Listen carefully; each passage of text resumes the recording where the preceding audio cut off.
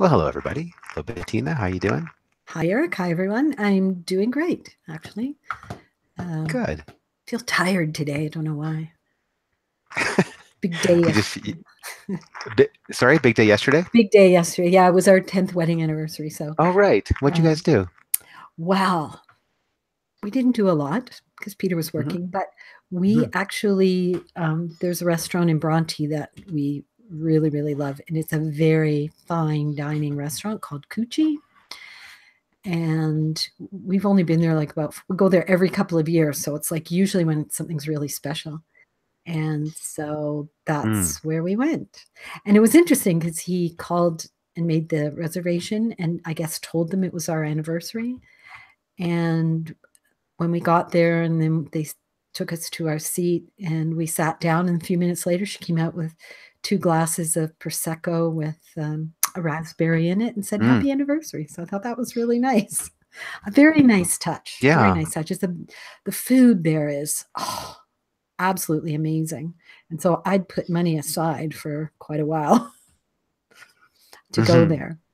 Um, but really, that's the first time I ever had to pay. In other words, I had the cash because I'm the budget keeper here. Um, all the other times, I think we'd put it on credit card or someone else had taken us or whatever. Um, and it wasn't as bad as I thought it was going to be. So it was very good. It was very good. I enjoyed it. Yeah. Did you have a dessert? No, I did not No. because there was nothing on there I could have. Oh, right. Yes, I know So you're still doing my protocol. nice. So yeah, I did not. I had a teeny taste of Peter's chocolate dessert, which he loved. But for the most part, I had a small piece of bread. It was about this big. So I thought, okay, I'll treat myself, but I don't want to go overboard. Yeah. But the meal I had was fantastic, so I'm not Yeah. complaining. I know that there was also with Peter starting a new job, it's even another reason to celebrate. Yeah, yeah, he's really loving the job and really enjoying it, and he gets to work with other people and packs his lunch. Well, it was funny because he has to leave earlier, and most of this week he was working in Burlington, so he'd leave at like 7:30 ish. But today he had to go to Hamilton, so he left it, and he had to stop at Home Depot on the way, so he had to leave at like 10 after 7.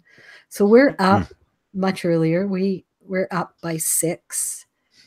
So I'm glad I'm on this protocol because I'm having more energy and able to get up in the morning much easier. So it's good. But yeah, we get up around 6 and we've set everything out the night before. We're getting very organized. Because before, when he was working for himself, it was kind of loosey goosey, right? But now Yeah. he's working Yeah. for someone else. So those things are the things that are different. And that's kind of nice, though. It's really nice. And he's enjoying it. And yeah, it's good. It's nice to have those changes from time to time and to allow yourself to have the changes. We talk on the show all the time about I mean, it might be if it were to be recorded, all of our shows and all of our references. I mean, keeping ourselves open to the possibilities and open to changing direction if it makes sense for us is a big narrative that we touch on in the show all the time. And it's wonderful hearing the feedback not only here on the show but before about just how quick the day goes and how excited for new opportunities and so on. And it can be a lot of great energy. Starting something new and trying something a little bit different, and when you do that, not only are you enjoying it more, but you also kind of pick up more. You pick up more learning and more growth as a result, and you might do things that you wouldn't do alone or wouldn't do in an old position, and that feels good. That feels good to the soul. It's one of the six fundamental needs is that need for growth, and a need for a little bit of variety too. Yeah. Yeah, I think so. I think, um, there's probably something to be said for staying at the same job, doing the same thing for 40 years. But you and I have discussed it's not really in our personality to be doing just one thing, which I think is why I am loving the sewing so much because that something different every time. And so that keeps me interested. But yeah, I mean, it's changed a lot for Peter. It's changed a lot for me. Um, it's just it's good to shake things up once in a while, and Yeah. um, and just change things up and really embrace what is being offered you. It's interesting because I was Hmm. going to Friday's my sort of errand day, so I go to get groceries and stuff like that. And I was going on my way to get the groceries, and I was saying that little prayer from A Course in Miracles, which is, "What would you have me do? Where would you have me go? What would you have me say, and to whom?" And then I was just, like saying, "Okay, um, I'm going to throw my plan out the window, and whatever, um, I'm going to be open to whatever the plan is, that is beyond me, and see where this day takes me and what is in store for me today." Um, and then it was, there was a bit of, you just sort of relax a bit and you just sort of breathe into it, and it takes a lot of the worry and the responsibility off of me to figure it all out, to come up with a plan, to push, to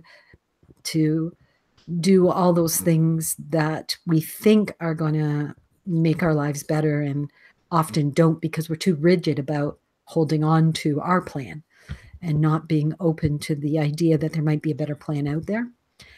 And it was interesting because I got to the store, whipped around, filled my cart with all these fruits and veggies, got to the checkout, and I started getting shaky and feeling kind of weak. And I was like, what the heck? Anyway, I paid for my groceries, got in the car, ate a pear on the way home. And I got home and I was just so wiped out. And I thought, yeah, maybe this is the plan. I have this list of things to do today, which I had made up before I left, but maybe this is the plan. And maybe I need to just trust the plan and know that it's okay that if I'm feeling tired and if I'm feeling drained, I need to rest, because this is part of, what I want to heal is the adrenal fatigue that I've had, and various other things. So, yeah, it was hard though. It was hard because I really wanted to push myself. And then I thought, you know what? Just sit here, and if your eyes close and you fall asleep, it's fine. Um, Maybe this is what the plan is supposed to be for you today. Mm. In the end, I did get a lot done. But after I sat for a while and just rested, and nourished my body with good food, um, and took that time, and I still got just about everything on my list done. Yeah. I always put more Yeah. on the list anyway than I can get done in a day. So, Right. Yeah, I know you get in that brainstorming mode. mhm. But it's wonderful, and you came into the show and to our conversation pre-going live and here and how you doing, and the answer is great, because you were your own best friend and you were kind to yourself. And I think I know that sometimes we're in situations where we can't just take a rest or take a walk, or take an hour off or do what um, what we'd really like to, but in all the times that we can, we should. And people will watch this show, yourself, anybody who knows me in life, and knows that I'm such a huge advocate of rest and sleep, and that you can't. There's no point to do your life if you're too tired, if you're pushing all the time. Talk about adrenal fatigue or however you want to cause dis-ease in your body. You need to have the sleep. You need to give yourself that permission, because in so doing, you're nice to yourself. And it's really important. We talk on the show a lot too about being your own best friend. If your best friend came to you and said, I'm just exhausted. I don't know why. I shouldn't be, but I had a busy morning and I'm just so tired right now. I mean, what would your advice be? Your advice would be like, okay, well, like lay down on the couch and I'll turn the lights down and I'll keep quiet and just take like a 30-minute nap and it'll be fine. That's what you would tell your best friend, but is that what we tell ourselves? and it's important to out that. Yeah, I think, that old golden rule is do unto others as you would have them do unto you. But I think it's kind of backwards. Reverse it. I think it should be reversed. I think it should be, you know, do unto yourself what you would do unto others.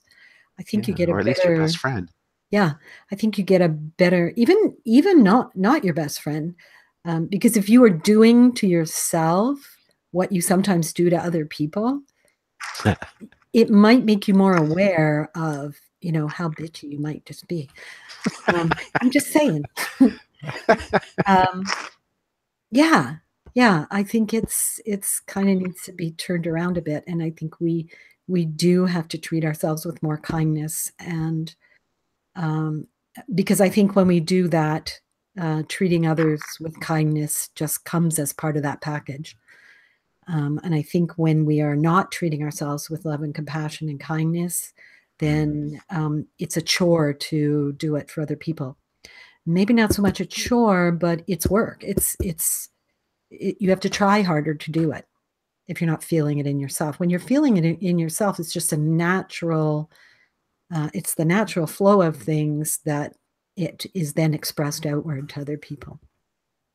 The difference That, between being the expression of and giving love, for example. Um, yeah. and there's a whole different feeling to it as well. Yeah, it's really true, and I'd almost encourage anybody watching to do like kind of a little bit of a thought experiment and understand the people who are, um, genuine, whose energy you most enjoy spending your time with. Generally speaking, are people going to be who treat themselves well. And what you said is really key there. It kind of touches on the shadow work about what you reject in yourself, you reject in others. And then you have to be a kind of a monster to yourself if you're going to be a monster to others. And if you're really kind and compassionate, if you think loving things, if you take care of yourself, if you trust in yourself, you're gonna do all those things for other people because there's no disconnect in your energy. There's no part of yourself that you're denying, and you are already in the energy of being someone's best friend, namely the person in the mirror. And when you're like that and you're congruent and your energy's free flowing like that, of course you're going to bring that to bear in your interactions with the people you come in contact with, and most importantly, your loved ones, your family, your friends. And the more that you can be relaxed and open, and we talk about being vulnerable and honest, but also just kind to yourself, the more you can do that for other people. Because until you do it for yourself, anything you do in that vein just with somebody else is really going to be inauthentic and unsustainable, and it's going to be on a weak foundation. Yeah, yeah, absolutely. I mean, it's interesting because when you think about when you first are seeing someone or first having that feeling of falling in love with someone, it's like nobody can do any wrong and you are just on top of the world and everything is fantastic. And you probably don't criticize or judge or any of those things. Like everybody can do their own thing and you're doing your own thing. And then that kind of ebbs a bit and you settle into the relationship. And it's kind of like a drug. It's like, the high is gone. And who are you then? Right? When that first high of falling in love dies off, then you start to see all those things about yourself again. And Yeah. you come back to the real world. But Hmm. but that's the place we want to aim for, as much as possible, is to be in that place of feeling that love and then just walking into the world as the expression of it, not doing or not doing anything. um, it's hard because life is hard. Life is not all about, you know rainbows and unicorns, as I say. But there is a peace that sits behind the good and the bad. And that's, I think, the place we need to find, so that we can be in that place of being open and loving and compassionate and kind, not only to others, but to ourselves as well. Yeah. Um, it's a really good point about after the endorphins or after the love hormones or the happiness chemicals pass through your brain after something like that, where something is new and exciting, and you can fall into love or fall into that excitement, and then when it comes to rest again, that's when it shows too. Like, if you have to love yourself, you have to do that in order to. I mean, I think you can almost fall in love without loving yourself, but it's pretty hard to stay in love without loving yourself. And talking about things of you'll find that that uh,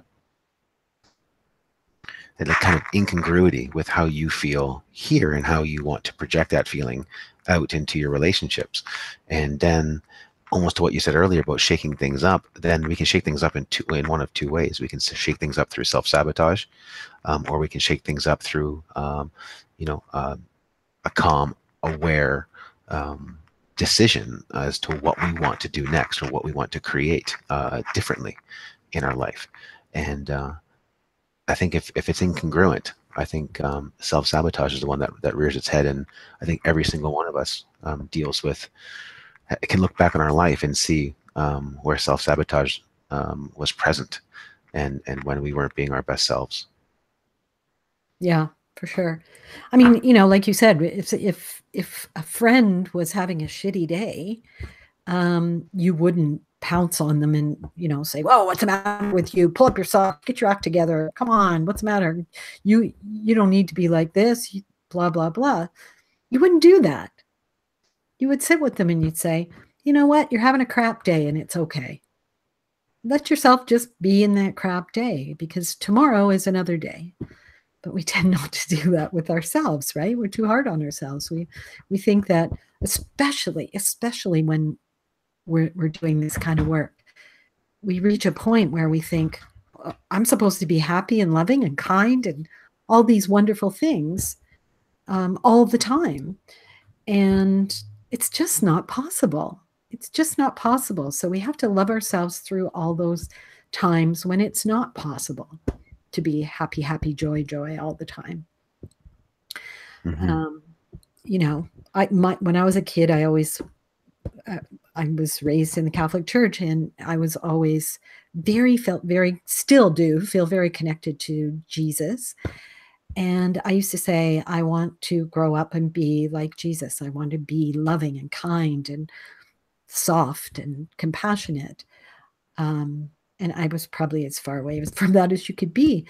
But I think we have this image of certain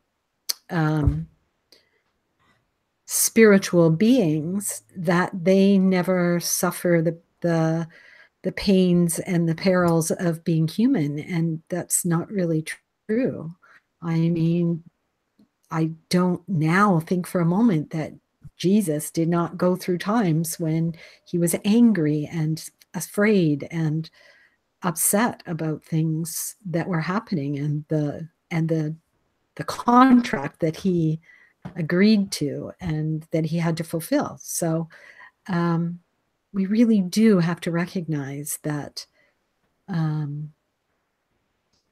yes, every cloud has a silver lining. Yes, the sun is still shining behind the clouds, and we can live with the hope that we will actually see it, but trust that it is there even when we're in those dark moments and Yeah, things are stormy. yeah, yeah, and realizing that the cloud cover is just temporary. And even though we want to project it in the future, and that's something that we all as humans do, so to our own detriment, we project forward the temporary. And if we're coming from a place of fear, then we project that cloud out like it's going to be the end of the world. And it's just give it in an hour and a half, and the cloud will pass, and the sun will come out again. Realizing, like you say, that we have that light inside of us, and we know it. We know it. We just forget. We just forget so quickly when emotions are involved. And to know that a thought is just a thought. Yep. And it's not even real until we make it real. Yeah, which is where the self-sabotage comes in, is that we make it manifest, Yeah. and and it's actually something that we don't actually want. It's just something that we fear, and we kind of almost want to double down and make it tangible somehow, and then we ruin the things around us. Yeah. Yeah. Absolutely. Hmm. It's a tough thing we do as humans to have this experience, but it's Yeah, interesting. what I find it interesting and exciting, and I don't know. There was a time like 15, 20 years ago where I thought it sucked. But now I find it interesting, even in the moments when things aren't perfection, even when the moments when I'm not feeling the love, in the moments when I'm feeling like a major bitch and I just want to yell at somebody, I still find it interesting and challenging and exciting. Um, and that's a change in perception. That's the only thing that's changed really in 15 years is the perception of yeah, what it is. yeah, yeah, and also understanding that we have some power. That we have some control over our perception, and we can, um, you know, being able to separate the thoughts from us, that we're just the witnesser of the thoughts, that can do a lot to not being so tied in them, and that can really help us get out of those long ruts. Because of course every day we're going to be up and down, of course, but the sustained ruts, understanding that there is some power inside of you, and it is such a blessing and a curse, this to be human. What really separates us from the animal kingdom is the prefrontal cortex, the ability to imagine something that doesn't yet exist. It's how we build all the things we do. It's how we make inventions. It's how we set our goals. And it can be used for good and for evil, and it can be used to empower us or disempower us. And when we imagine situations that are worse than they are, um, and the emotions just double and triple and quadruple down on what we're thinking about, it's this fascinating part of our makeup and of our brain, being able to imagine something that isn't right in front of us, or that isn't in our reality right now. It's such a trip. It's so interesting, and it's so interesting how often it can trick us into following down its path. And you can call it ego or whatever, but it is amazing how often we marry those thoughts from the prefrontal cortex. Yeah. Yeah, it is interesting because it's a blessing and a curse all at the same time. And I Yeah. think that's the thing is I think that's, part of the whole journey um is moving from the curse to the blessing and really seeing things with that new perspective. Yeah. I mean, that's kind of how I approach the Enneagram too, is that yes, you have all these characteristics which can take you down a rabbit hole you know don't necessarily want to go down, but because of lack of awareness, that's where you are. But those same characteristics can be used to find the blessing in who you are, Hmm.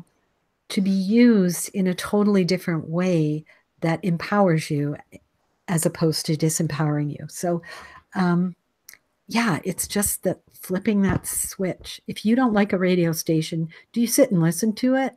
Do you keep listening to it? No, you change the channel. And that's sometimes what we need to do is, you know, change the channel. Yeah. Yeah.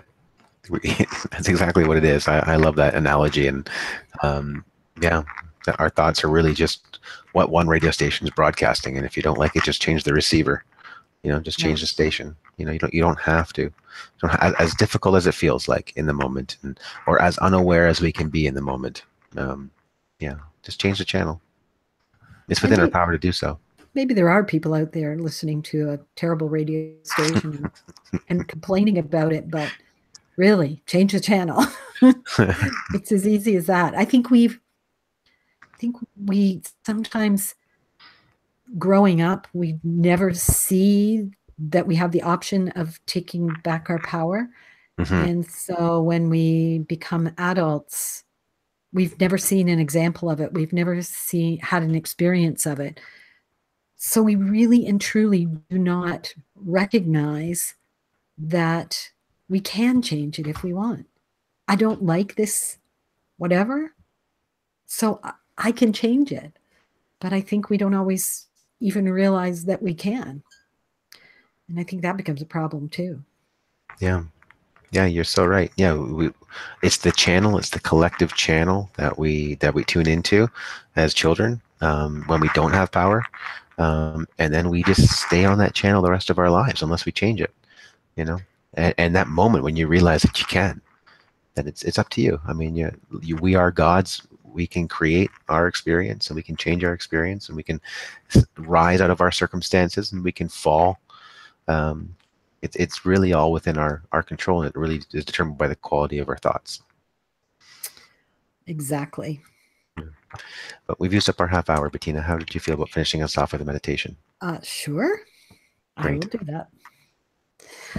Okay, let's close our eyes, take a deep breath, and allow the breath to reach deep down into your body. Just envision it lighting up like little tiny light bulbs through all the cells of your body. And as you breathe into the beautiful breath of life, just see all the tiny little light bulbs lighting up in your body. Feel how alive you feel when you breathe deeply into yourself. Feel yourself fully in your body. And understand that as much as you may not want the suffering, sometimes it can lead us to a beautiful paradise where we become more understanding, more loving, more compassionate, more accepting, more tolerant, not only of others, but of ourselves, so that when we do have a bad day, we can be gentle and kind to ourselves and allow ourselves to take and feel whatever we need in that moment. Because maybe that greater plan is what you need more than the plan that you have set out. Being more tolerant and accepting and open also means that you can put your plan aside for a greater plan when necessary. And this idea alone can save us from so much of our suffering, our frustration, and our pain, and can empower us to live more freely in the space of peace and love and joy. And when you're ready, wiggle your fingers and your toes and bring yourself back to the world. Thank you, Bettina. You're welcome. Well, thank you, everybody, for joining us this week, and I look forward to seeing you again next. Have a great week, everyone.